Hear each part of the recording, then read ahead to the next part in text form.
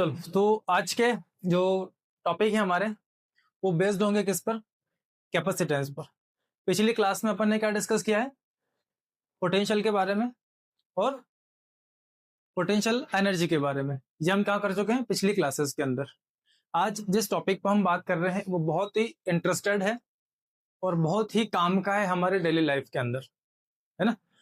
और हम जिस टॉपिक की बात कर रहे हैं वो है हमारा introduction to the capacitance. Okay, तो कैपेसिटेंस क्या होता है इसके बारे में हम लोग आज डिस्कस करने जा रहे हैं और इससे हम किस तरह के डिवाइसेस को बना सकते हैं और ये डिवाइस हमारे बेसिक लाइफ में कहाँ कहाँ यूज हो सकती है। तो उसी पर बेस्ड हमारा ये पूरा टॉपिक। तो स्टार्ट करते हैं हम introduction to the capacitance. Okay, तो कैपेसिटेंस में जब बेसिकली हम डेली लाइफ में बहुत सारे काम करते हैं, जैसे कि हमारे पास ये एक इलेक्ट्रिकल फैन है ना?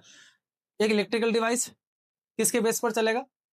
इलेक्ट्रिकल एनर्जी के बेस पर चलेगा। अब अगर आप इसे इलेक्ट्रिकल एनर्जी देंगे तो ये क्या करेगा? जब भी ये स्टार्ट होगा तो जैसे आपने स्विच ऑन किया इलेक्ट्रिक करंट इसको मिलती है। अब वो इलेक्ट्रिक करंट जैसे ही इस पर पहुंचती है तो ये उसका एक हाई अमाउंट क्या कर लेता है? टेकन कर लेता है। जैसे फॉर एग्जांपल ये हमारे पास एक स्कूटर है। अब इस स्कूटर को हमें चलाना है तो चलाने के लिए क्या करेंगे? हम लोग स्टार्ट करना पड़ेगा ना। इसे स्टार्ट कैसे करेंगे? सेल्फ से। ठीक है, तो सेल्फ से स्टार्ट करेंगे या फिर अभी मॉडर्न तरीके में हमारे पास क्या आ गए? सेल्फ आ गए। पुराने स्कूटर जो हमारे थे पहले लात मारो फिर क्या होते हैं? ये स्टार्ट होते हैं, है ना। इसका मतलब ये है कि स्कूटर को अगर हमें रन कराना है, चलाना है, तो उसके लिए क्या करना पड़ेगा? उसे एनर्जी देनी पड़ेगी हमें, तब जाके क्या करेगा? वो चलेगा। अब वो जो एनर्जी का अमाउंट है ना, हम धीरे धीरे लगाओ। आप धीरे धीरे उसके केक को धीरे धीरे हिट करो, आप स्कूटर चलेगा क्या? स्कूटर स्टार्ट ही नहीं होगा आपका। क्या करना पड़ेगा? एकदम फास्ट पेस के साथ आपको फुल स्पीड में आपको उसको किक को प्रेस करना पड़ेगा, तब जाके आपका स्कूटर क्या होगा? स्टार्ट होगा। ठीक है, हम जब सेल्फ दबाते हैं तो हाई एनर्जी हम किसको देते हैं? इंजन को। तब जाके उसके अंदर पेट्रोल बर्न होना स्टार्ट होता है और गाड़ी चलना शुरू होती है। ठीक है, साइकिल है हमारे पास। जब हम साइकिल चलाते हैं तो साइकिल को जब स्टार्ट करते हैं तो शुरुआत में साइकिल पे हमको ज्यादा प्रेशर लगाना पड़ता है। फिर जब वो चलने लग जाती है तो बहुत ही कम प्रेशर में हम उसको आसानी से आगे रन करा सकते हैं। तो शुरुआत में जब भी कोई मशीन चलती है तो वो हाई अमाउंट ऑफ का टेकन करती है एनर्जी। अगर हाई अमाउंट ऑफ एनर्जी नहीं मिला उसे तो वो स्टार्ट भी नहीं होना है। तो हर एक प्रकार के डिवाइस, चाहे वो आपका इलेक्ट्रिक फैन हो गया, चाहे आपका स्कूटर हो गया, चाहे आपका ये टीवी हो गया, या फिर आपकी ये इलेक्ट्रिक मोटर हो गया, ओके, ये कैमरे का फ्लैश लाइट, जितनी भी आप इलेक्ट्रिकल डिवाइस यहां देख रहे हैं, इसके अलावा भी इलेक्ट्रिकल डिवाइस ढेरों हैं हमारे पास। अब हर इलेक्ट्रिकल डिवाइस का बेसिक कॉन्सेप्ट यही कहता है कि जब भी वो स्टार्ट में रन करना स्टार्ट करेगी उस समय उसे क्या चाहिए? एक high amount of electric energy का रिक्वायरमेंट होगा। अगर वो उसे नहीं मिला तो आप कभी भी उस डिवाइस को स्टार्ट करा ही नहीं सकते। जैसे कैमरे का फ्लैश हमको चलाना है तो कैमरे का फ्लैश चलाने के लिए इस फ्लैश को क्या चाहिए? अचानक से तेज लाइट चाहिए। फट से तेज लाइट आती है, ये फोटो क्लिक होता है और हमारी बड़ी अच्छे से फ्रेम बाहर निकल जाती है। किस बेस पर निकल रही हो? फ्लैश जब हाई लाइट का अमाउंट वहां से क्रिएट करे तो उस अमाउंट के लाइट को, लाइट जो वहां से निकलेगी उसको क्या चाहिए? High energy. कौन दे रहा है? कैमरा। कैमरे के अंदर क्या है जो उसे high amount of electric energy मिल जाता है? तो जन बेसिकली हमने उसके अंदर बैटरी यूज की है, सेल यूज किए। तो सेल या बैटरी वो high amount of electric current supply नहीं कर सकता है। ठीक है ना। तो वहां पर जो सेल या बैटरी है वो क्या है? वो सिर्फ हम एक स्टोरेज के फॉर्म में इस्तेमाल करते हैं। क्या है वो? एक हमारा मात्र स्टोरेज। अब हाई अमाउंट में इलेक्ट्रिकल एनर्जी सप्लाई करने के लिए हमें उसमें एक अलग डिवाइस की जरूरत लगती है। जैसे कि मैं आपको बोल दूं कि ये फर्श हमें साफ करना है, तो फर्श को साफ करने के लिए क्या चाहिए? पानी। हमने बोला ये नल लगा हुआ है और इस नल से पानी ले लो और इसको मुझे 5 सेकंड में या 1 सेकंड में पूरा वेट करना है। पूरा पानी कहां फैलना चाहिए? पूरे रूम में। कितने टाइम में? ओनली 1 और 2 सेकंड्स में। तो आप क्या करोगे? नल चालू कर दो। तो पानी जब वहां से नल से आएगा तो फैलते फैलते फैलते फैलते कितना टाइम टेकन कर लेगा? कम से कम 1 सेकंड से तो ज्यादा ही होगा, है ना, तो वो ज्यादा टाइम क्या कर रहा है, टेकन कर रहा है। हमने क्या किया, ठीक है सर हम कर देंगे आपका काम। क्या किया आप लोगों ने, एक बकेट लेके आए, नल के नीचे लगाई, नल चालू कर दिया, बकेट फुल भर गई। ठीक है, मैंने बोला चलो भिगो दो इस फर्श को पूरा। क्या करोगे, बकेट उठाया और डाल दी सरफेस पर। तो क्या हुआ, अचानक से 2 सेकंड के अंदर ही पानी जो है हमारा पूरा कहाँ फैल गया, इस सरफेस पर फैल गया। तो हमको ऐसे फास्ट पेस पर क्या करना है, वर्क करना है। जहां नल चालू किया था अपन, नल में पानी कहां से आ रहा था, टंकी से। तो टंकी क्या है आपका, टंकी एक प्रकार का स्टोरेज, वो हमको एकदम फास्ट स्पीड से एनर्जी सप्लाई नहीं कर सकती। अगर आपको फास्ट स्पीड से एनर्जी चाहिए तो क्या करना पड़ेगा, नल के नीचे एक बकेट लगाओ। जब वो बकेट लगाएंगे तो पानी जब भर जाएगा तो उस बकेट का यूज हम क्या कर सकते हैं, हम छोटे काम के लिए एक थोड़े समय में ज्यादा एनर्जी हम यूज कर सकते हैं। तो ऐसे स्टोरेज हमारे पास, हम बहुत सारे स्टोरेज का यूज करते हैं। क्या क्या स्टोरेज डिवाइस है, जैसे हमारे पास ये एक बैटरी है। ये बैटरी क्या है, एक प्रकार का हमारा स्टोरेज है। इसे हम लगातार धीरे धीरे एनर्जी टेकन करते रहते हैं। लेकिन इस बैटरी से अगर मैं इस हमारे फैन को कनेक्ट कर दूं तो ये बैटरी डायरेक्ट उस फैन को रन नहीं करा सकती। उस फैन को 1 सेकंड में कितनी एम्पियर, देखो हमें कितने इलेक्ट्रिक करंट चाहिए, तो some electrical device required very high current nearly 25 ampere to 50 ampere. लगभग 25 से 50 एम्पियर तक की इलेक्ट्रिक करंट हमें किसी इलेक्ट्रिकल डिवाइस को गिवन करना पड़ती है एक साथ, तब जाके वो अपना वर्क करना स्टार्ट करता है। टू स्टार्ट देम और reduce the static friction. Static friction आपने पिछली क्लास में पढ़ा होगा।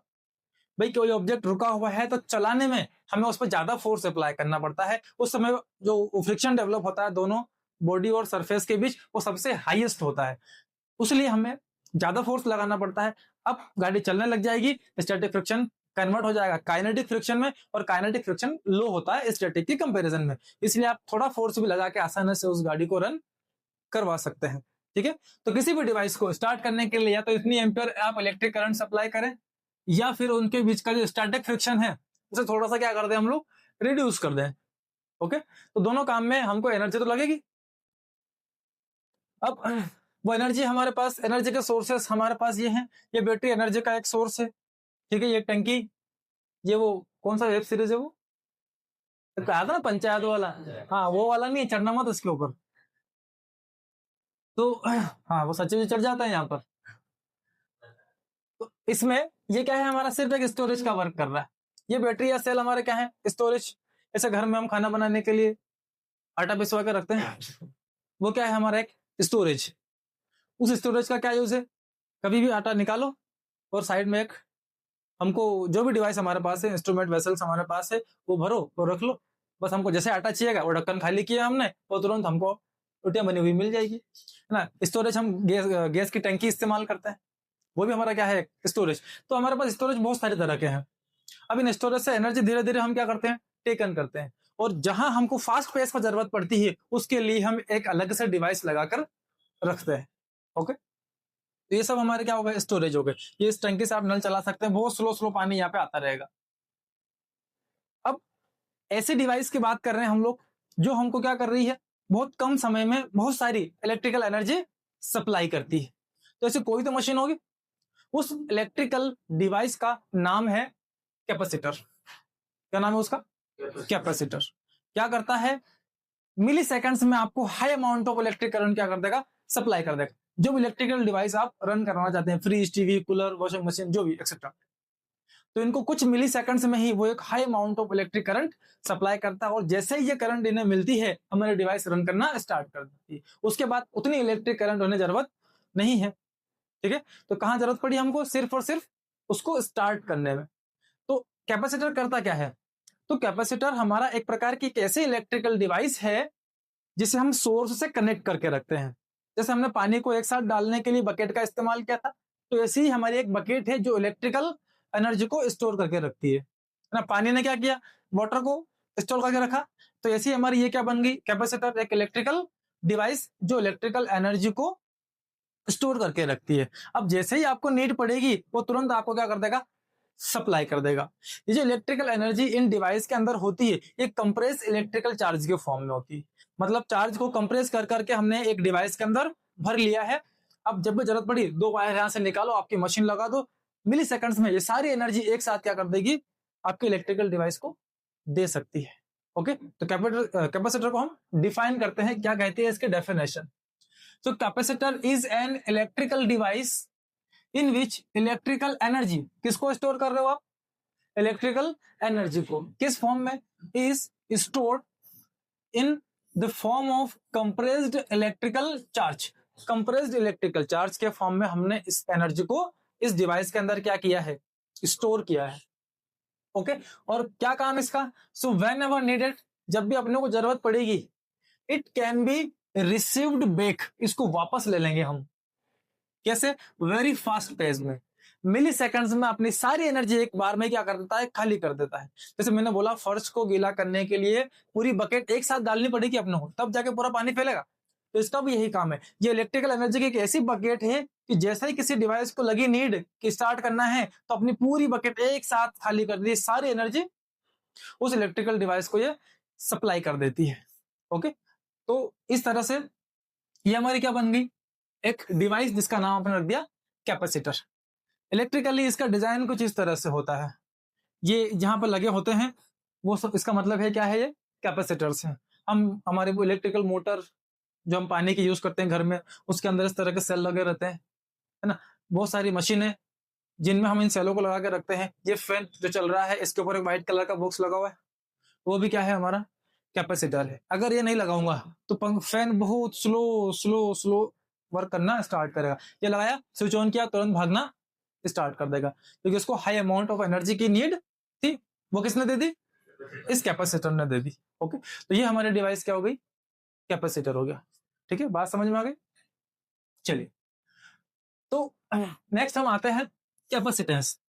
कैपेसिटेंस का मतलब होता है एबिलिटी, कैपेसिटी। भाई, उस पानी की बकेट में आप कितना पानी भर सकते हो, जितनी उसकी कैपेसिटी है। अगर आप और नल चालू करोगे और पानी भरोगे तो पानी कहां जाएगा, लीक हो जाएगा, बाहर चला जाएगा।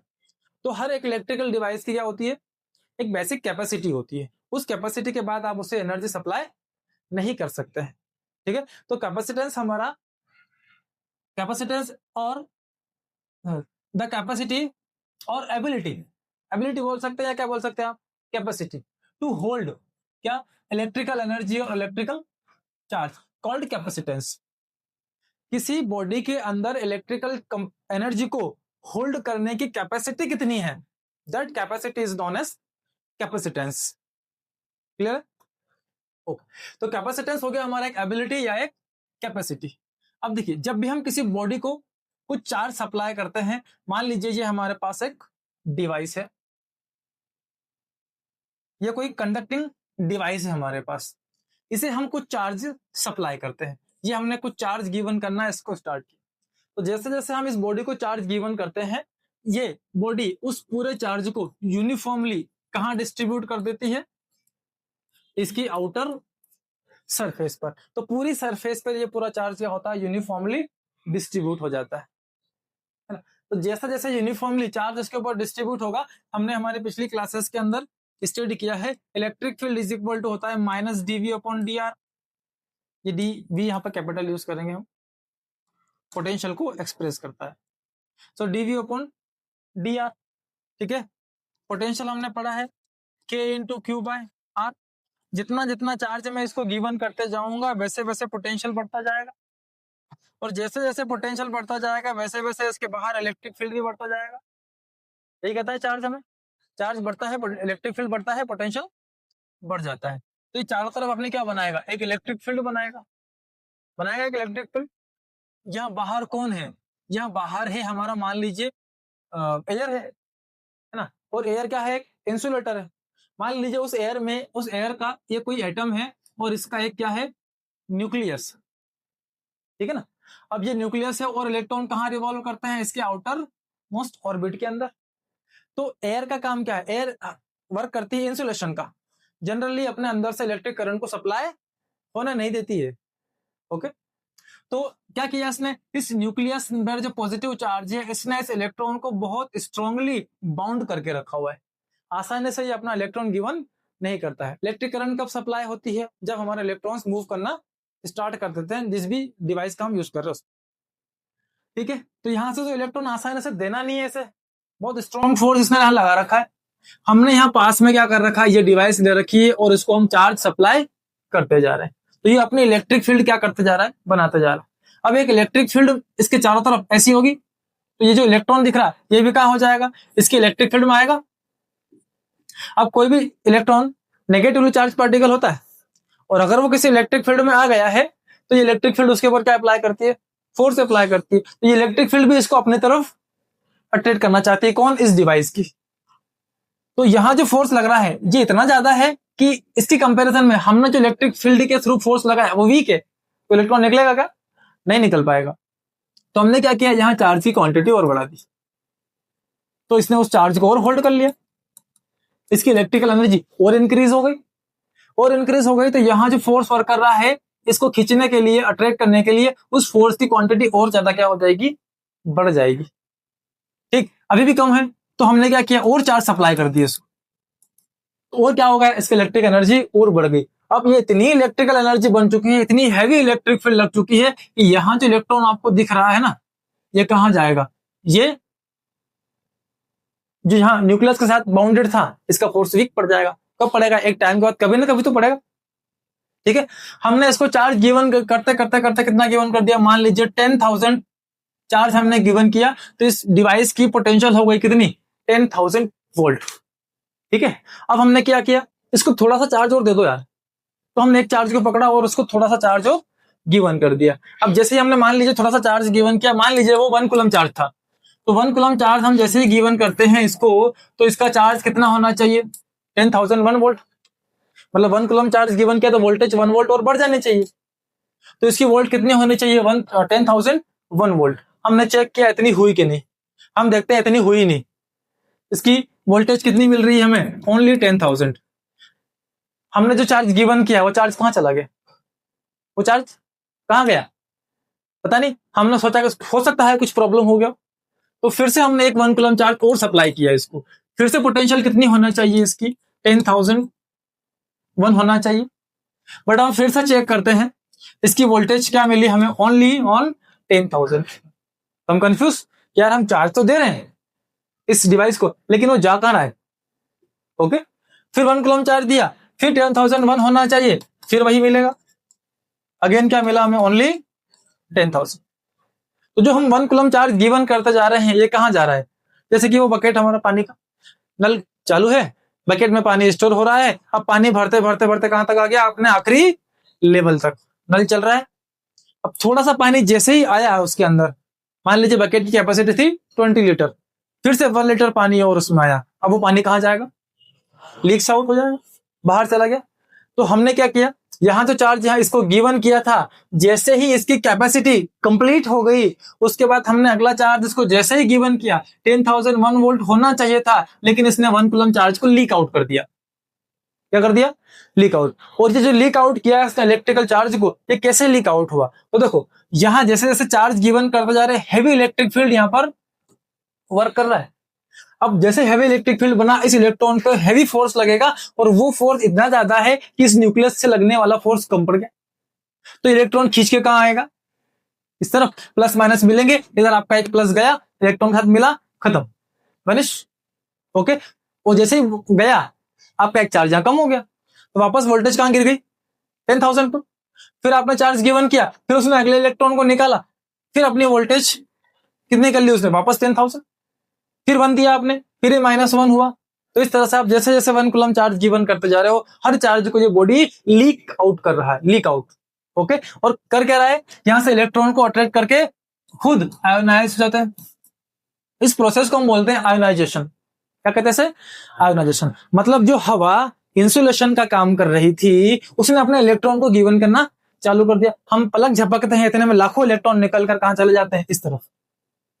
तो हवा क्या बन गई, एक कंडक्टर।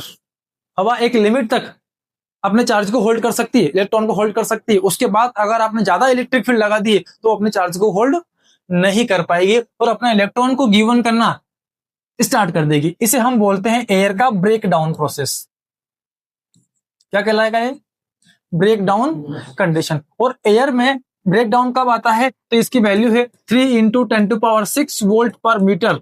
इतनी स्ट्रेंथ वाली अगर आप इलेक्ट्रिक फील्ड यहाँ जनरेट कर दें तो हवा क्या बन जाएगी, एक कंडक्शन का काम करना स्टार्ट कर देगी, वो अपने इलेक्ट्रॉन्स को गिवन करना स्टार्ट कर देगी।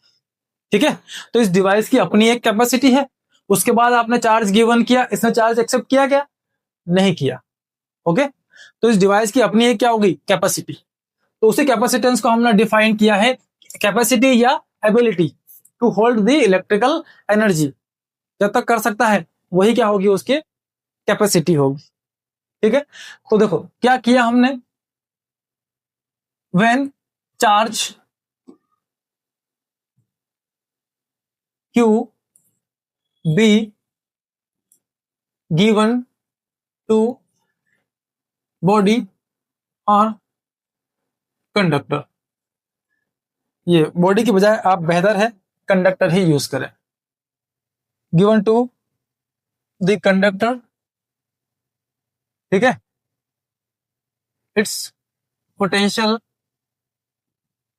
Is increased. जैसे जैसे आप चार्ज गिवन कर रहे हो पोटेंशियल का क्या हो रहा है, इंक्रीज हो रहा है। अब इसका मतलब है चार्ज गिवन करते जाओ पोटेंशियल बढ़ते जाएगा। Means charge Q and potential both are direct proportionate to each other. Okay, अब प्रोपोर्शनेट है तो कांस्टेंट को हटा दे, प्रोपोर्शनेट को हटाते हैं हम, एक कांस्टेंट हमको अप्लाई करना पड़ेगा, दैट इज C। एक नया एलिमेंट है, एक नई फिजिकल क्वांटिटी है, क्या बोलेंगे इसको हम, so here C is a constant called capacitance of a conductor। जिस कंडक्टर का आप यूज कर रहे हैं ये उसकी किस फिजिकल क्वांटिटी को रिप्रेजेंट करेगा, रिप्रेजेंट करेगा उसके कैपेसिटेंस को, कितनी कैपेसिटी है उसके अंदर। So C is equal to Q upon V, ये इसका फॉर्मूला बन जाता है, C is equal to Q upon V। Charge और वोल्टेज का जो रेशियो होगा वो हमारा क्या होगा, कैपेसिटेंस। जनरली इन दोनों ही फिजिकल क्वांटिटी पर C डिपेंड नहीं करता, ना तो उसको चार्ज से मतलब है ना उसको वोल्टेज से मतलब है। कैपेसिटेंस डिपेंड करता है डायमेंशन के ऊपर, मतलब आपके कंडक्टर की साइज क्या है उसके ऊपर क्या डिपेंड करेगा हमारा कैपेसिटेंस। अगर बकेट आप बड़ा यूज करेंगे तो 20 लीटर की जगह 40 लीटर भर सकते हैं ना, मतलब डायमेंशन बढ़ा दिया आपने। ओके, आने वाले पानी पर थोड़ा डिपेंड करता है वो। तो ये दोनों के ऊपर क्या करता है, डिपेंड ही नहीं करता। ठीक है, एक तीसरी क्वांटिटी पर डिपेंड करेगा और वो क्वांटिटी हमारी क्या है, डायमेंशन ऑफ अवर कंडक्टर। ठीक है, तो देखिए C का फॉर्मूला मिला अपने को Q अपॉन V। अगर इस वोल्टेज को अपन 1 वोल्ट कर लें तो कैपेसिटेंस को डिफाइन कर सकते हैं। अगर वोल्टेज 1 वोल्ट हो जाएगा तो C इज इक्वल टू क्या हो जाएगा, Q। सो हम बोल सकते हैं कि C क्या है, C उस बॉडी को गिवन किए गए चार्ज होंगे, ठीक है, जो उसने क्या करे होंगे, होल्ड करे होंगे। सो कैपेसिटेंस न्यूमेरिकली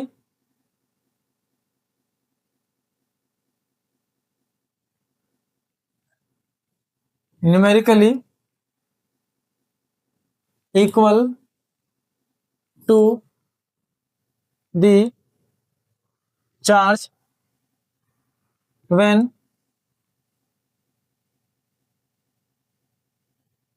potential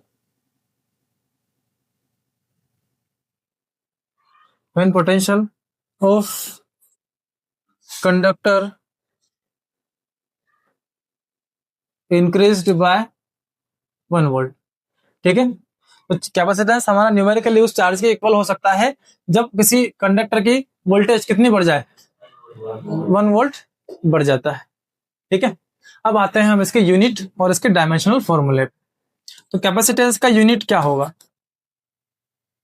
तो कैपेसिटेंस का यूनिट यूज करने के लिए हम एक फॉर्मूले का यूज कर सकते हैं Q अपॉन V। चार्ज के लिए हम कूलम का यूज करते हैं और वोल्टेज के लिए V का यूज करते हैं, कूलम पर वोल्ट। ठीक है, ये इसके फॉर्मूले के बेस पे बनता है, बट जनरली इसको हम बोलते हैं फैराड। कैपेसिटेंस को हम कैलकुलेट किसके फॉर्म में किया करेंगे, फेरेड के फॉर्म में कर लिया करेंगे, ठीक है। सो 1 मिली फेरेड अगर ऐसा होगा तो इसको हम कर सकते हैं 10⁻³ फेरेड, और 1 माइक्रो फेरेड अगर है हमारे पास 1 माइक्रो फेरेड तो उसको हम कर सकते हैं 10⁻⁶ फेरेड। ये कन्वर्शन है, मिली माइक्रो हो गया, फिर नैनो आ जाएगा तो 10⁻⁹ आ जाएगा, पिको फेरेड आ जाएगा तो 10⁻12 हो जाएगा। हर बार 3 की क्वांटिटी में क्या होते जाएंगे, ये बढ़ते जाएंगे। तो ये हो गया हमारा कैपेसिटेंस को कैलकुलेट करने का यूनिट। डायमेंशनल फॉर्मूले पे आता है, डायमेंशन C = Q/V फॉर्मूले से बनना है। तो चार्ज का यूनिट क्या होता है, चार्ज का dimension current into time, 80 divide by voltage. अब वोल्टेज का पता नहीं अपने को, तो फॉर्मूला अप्लाई करो। वोल्टेज का फॉर्मूला क्या होगा हमारा, वर्क अपॉन चार्ज। चार्ज को ऊपर ले जाए तो ये 80, और वर्क का डायमेंशन हमको मालूम है m/t-2, और चार्ज को ऊपर ले जाएंगे तो चार्ज का डायमेंशन क्या हो जाएगा 80। बस इन सबको सॉल्व कर लो। m ऊपर गया, m इनवर्स L2 सेपरेट अकेले ही है, ऊपर जाएगा तो L-2, T-2 ऊपर गए तो T1 और T2 ये हो गए, कितने हो गए T4 और A2, ठीक है ना। तो ये हमारा डायमेंशन हो गया किसका, कैपेसिटेंस का। ओके, चलिए इसके बेसिस पर हम डिफाइन करते हैं 1 फेरेड कैपेसिटेंस कितना, 1 फेरेड। तो चार्ज हम डिफाइन कर रहे हैं 1 फेरेड कैपेसिटेंस। तो 1 फेरेड कैपेसिटेंस के लिए हमको जाना होगा इसके फॉर्मूले पर, C = Q/V। तो Q = हमने कर लिया 1 कूलम, और वोल्टेज को भी ले लिया अपन ने कितना, 1 वोल्ट, ठीक है। तो दोनों वैल्यू यहां पुट करेंगे तो C = 1 कूलम अपॉन 1 वोल्ट। तो 1/1 तो 1 ही, और कूलम बाय वोल्ट जो यहां पर है इसको हम लिखेंगे कितना, फेरेड। तो C = क्या आ गया, 1 फेरेड। किस केस में आया C = 1 फेरेड, ये उस केस में आ रहा है जब आप किसी डिवाइस को, किसी कंडक्टर को 1 कूलम चार्ज गिवन करें और उसके कारण उस डिवाइस की वोल्टेज कितनी बढ़ जाए, ओनली 1 वोल्ट। ओके, तो जो कैपेसिटी आई उस डिवाइस की उसको हमने बोला कितना, 1 फेरेड।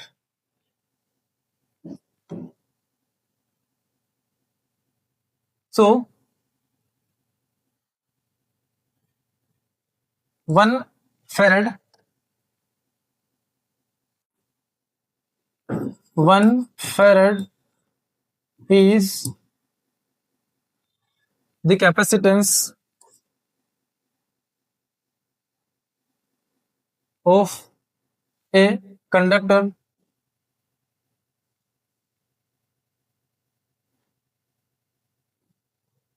when 1 coulomb charge given to the conductor due to which its potential increased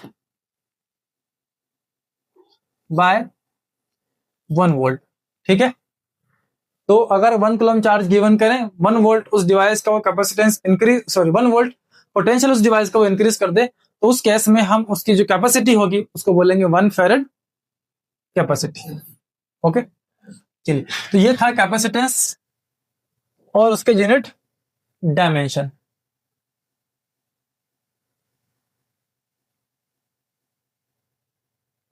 next आगे चलते हैं हम, और हम कैलकुलेट करते हैं एक स्फेरिकल कंडक्टर का कैपेसिटेंस कितना होगा, है ना। क्या लेंगे हम, एक स्फेरिकल कंडक्टर लाइक फुटबॉल अपन ने ले ली, उस स्फीयर का हम क्या निकालना चाहते हैं, कैपेसिटेंस। तो ये हमारे पास एक स्फेरिकल सरफेस, ओके, इसका कुछ रेडियस होगा, सेंटर को कंसीडर करते हैं, और यहां से इसका अपना एक रेडियस है, that radius is equal to capital R. Okay, सबसे पहले अपन ने क्या किया, लेट स्फेरिकल आइसोलेटेड मतलब सेपरेट यूज किया हमने इसको, आइसोलेटेड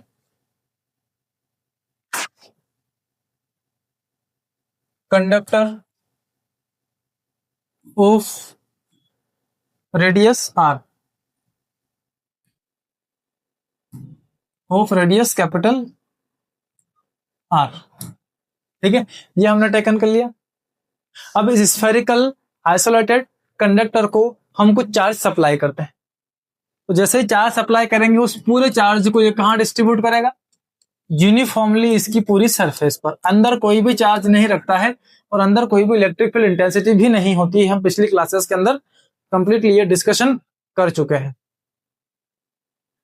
तो ये एक डिवाइस हो गया हमारे। अब देखिए चार्ज गिवन किया है तो इलेक्ट्रिक फील्ड बनाएगा अपने, वो इलेक्ट्रिक फील्ड कहां जाती है, रेडियली यहां से आउटवर्ड। देखो अंदर तो कोई भी इंटेंसिटी नहीं होती, तो अंदर से तो हम डैश लाइनें शो करेंगे और बाहर से इलेक्ट्रिक फील्ड लाइंस यहां से ऐसी बाहर जा रही है।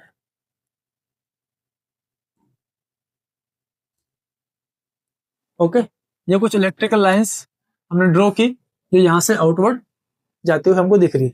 अब देखो ये पूरे चार्ज का अगर हम एक लोकेशन देखें तो ये पूरा का पूरा इस बॉडी का जो चार्ज है ये किसी एक लोकेशन पर कंसंट्रेट है, और वो लोकेशन हमने कहां कंसिडर कर ली, सेंटर पर। ऐसा फील हो रहा है जैसे सेंटर से सारी इलेक्ट्रिक लाइंस ऑफ फोर्स निकल के कहां आ रही हो, बाहर आ रही हो। ठीक है ना, तो देखिए सेंटर से ये लाइंस यहां से बाहर गई, इलेक्ट्रिक फील्ड लाइंस। अब सेंटर से इसकी सरफेस पर कुछ पोटेंशियल आएगा। पिछली क्लासेस में हमने पोटेंशियल कैलकुलेशन की है, पॉइंट चार्ज की पोटेंशियल कितनी, आर डिस्टेंस पर। तो हमें यहां इस सरफेस पर क्या करनी है, पोटेंशियल देखना है। So if charge plus Q given to the conductor given to the conductor due to which the potential at surface, potential at surface कितना होगा, so V is equal to K into Q upon R। Surface पर potential जो distance है यहाँ पर radius वही आ गया R, potential का कितना आ गया सरफेस पर, k Q upon R. Generally potential का फॉर्मूला हमने ये कैलकुलेट किया था, k Q upon small r, but यहाँ पर स्मॉल आर किसके इक्वल है, इस रेडियस के ही इक्वल है, क्योंकि सरफेस की बात चल रही है, तो आर को हमने कैपिटल आर में कन्वर्ट कर दिया। ये आ चुका है पोटेंशियल। के की वैल्यू पुट कर लें, 1/4 pi epsilon naught into Q upon R. ये इसकी पोटेंशियल हो गई कहां पर, इसके सरफेस पर जो आपने पॉइंट टेकन किया है उस पॉइंट पर। उसको या तो आप इक्वेशन फर्स्ट बना लें या नहीं बनाएंगे तो कोई दिक्कत नहीं, बाय डेफिनेशन अभी आ जाते हैं। तो by the definition of C, capacitance की डेफिनेशन में क्या स्टडी किया हमने, सी इज इक्वल टू क्या होगा हमारा, C is equal to Q upon V. तो C की वैल्यू हमारे पास है C is equal to Q upon V। इस पोटेंशियल की वैल्यू ये रही, charge by potential. Okay, so by equation first C is equal to Q divided by 1/4 pi epsilon naught into Q upon R. Q से Q cancel, तो C is equal to क्या मिला हमको, चला जाएंगे ऊपर 4 पाई एप्सिलॉन नॉट इनटू क्या मिलेगा हमने, आर। तो ये 4 pi epsilon naught into R, यहां पर 4 पाई और एप्सिलॉन नॉट तीनों को तीनों क्या है, कांस्टेंट्स है। अगर इन कांस्टेंट्स को हटाएंगे हम तो C प्रोपोर्शनल टू क्या मिला हमें, आर। C किस पे डिपेंड करता है, आर के ऊपर। आर क्या चीज है, radius of this sphere. Radius अगर ज्यादा हो जाएगी तो कैपेसिटेंस इंक्रीज हो जाएगा, अगर छोटी रेडियस होगी तो कैपेसिटेंस छोटा हो जाएगा, कम हो जाएगा। ओके, तो कैपेसिटेंस किसके ऊपर डिपेंड कर रहा है, ओनली ऑन आर के ऊपर। क्या इसको चार्ज से मतलब है, क्या इसको वोल्टेज से मतलब है, किसी से मतलब नहीं है, केवल और केवल इसको मतलब है तो किससे है, वो आर से, रेडियस से, मींस उस डिवाइस की डायमेंशन से मतलब है। एक चीज और इसको इफेक्ट कर सकती है भाई, हमने अभी डिस्कस किया था कि अब एयर अपने इलेक्ट्रॉन को छोड़ना कब स्टार्ट कर देती है, इस स्ट्रेंथ पर। अगर मैं यहां से एयर को हटा दूं, या तो वैक्यूम क्रिएट कर दूं या कोई ऐसा मीडियम डाल दूं जिसकी स्ट्रेंथ इससे ज्यादा हो, तो मैं इसे क्या कर सकता हूं, और भी चार्ज सप्लाई कर सकता हूं। जैसे हमारे पास एक बोरी है, हमने घर का सारा सामान जो बेकार था वो सब उस बोरे के अंदर भर लिया, ठीक है ना। अब हम चाहते हैं कि दो चार सामान जो बच गए हैं वो भी भर दें हम इसके अंदर, तो क्या करते हैं, पटकते हैं उसके नीचे, और दो चार सामान की जो जगह बची है वो उठा के हम ठूस ठूस के वो भी उसके अंदर फील कर देते हैं, है ना। तो अगर बाहर का मीडियम थोड़ा सा इस स्ट्रेंथ से ज्यादा हो जाए तो अपने इलेक्ट्रॉन को देगा ही क्यों, ठीक है। हम एक डिवाइस की कैपेसिटी को इनफाइनाइट कर सकते हैं, किस केस में, या बाहर का पूरा मीडियम हटा दो, आप क्या कर दो, आप वैक्यूम, अगर वैक्यूम बन जाए तो आप कितना ही चार्ज उसको गिवन कर दो वो एक्सेप्ट कर सकता है। बट इसमें बहुत सारे समस्याएं भी है, अगर ज्यादा चार्ज यहाँ इकट्ठा हो जाएगा तो आप इसका पोटेंशियल लेवल बहुत हाई हो जाएगा। पोटेंशियल लेवल हाई जब हो जाएगा तो आप क्या ला रहे हो, 1 कूलम चार्ज को, जिसका लेवल बहुत ही कम है, तो हाई लेवल इस फ्लो को बहुत ज्यादा फोर्स से क्या करेगा, रिपेल करेगा। तो उसको यहां भेजने के लिए हमें बहुत ज्यादा एनर्जी की नीड होगी, और इतनी एनर्जी हम इसको सप्लाई भी नहीं कर सकते भाई। एक लेवल के बाद पोटेंशियल तो बहुत हाई हो जाएगा ना, फिर हम उसको चार्ज थोड़ी गिवन कर सकते हैं। तो ये इसके ऊपर भी डिपेंड करता है। तो फैक्टर्स की बात करें अपन इसके, तो क्या क्या फैक्टर्स हो सकते हैं हमारे कैपेसिटेंस को इफेक्ट करने वाले, मीन्स हम कैपेसिटी को कैसे बढ़ा सकते हैं। तो पहला तो ये है कि हम क्या करें, हमारा जो डिवाइस है उसके रेडियस को इंक्रीज कर लें। Factors affecting the capacitance. Number one क्या है, डायमेंशन ऑफ कंडक्टर।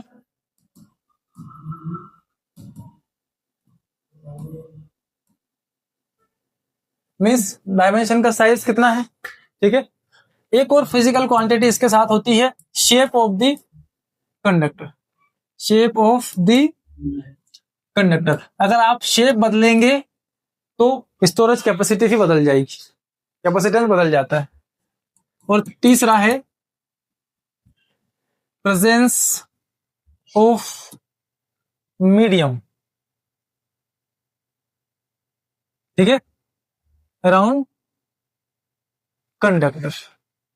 बाहर का मीडियम भी अगर आप बदल दें तो कैपेसिटी को इंक्रीज कर सकते हैं। बट जनरली इस डिवाइस, पंखा जो चल रहा है, इसके पास हवा को बदल के आप क्या ही लाओगे, आप वो काम नहीं कर सकते हैं। बट फैक्टर है उसका, तो हमने उसको भी देख लिया, ठीक है। नेक्स्ट हम चलते हैं, थैंक यू क्यों आ जाता है बार बार।